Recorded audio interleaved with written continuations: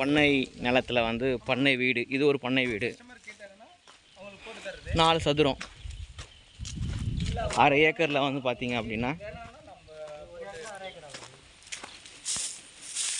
40க்கும் மேற்பட்ட மரத்தை வச்சு இந்த மாதிரி சீரான முறையில் பராமரித்து கொடுப்போம். இதில் ஒரு வீடு, அழகிய ஒரு பண்ணை வீடு. இதில் பார்த்தீங்கன்னா மாமரம், நெல்லி, தென்னை, தேக்கு, மகாகனி,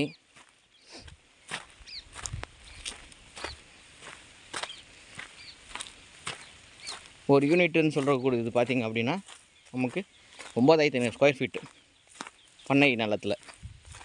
கொய்யா 5 வகை மாமரம் வச்சு கொடுப்போங்க.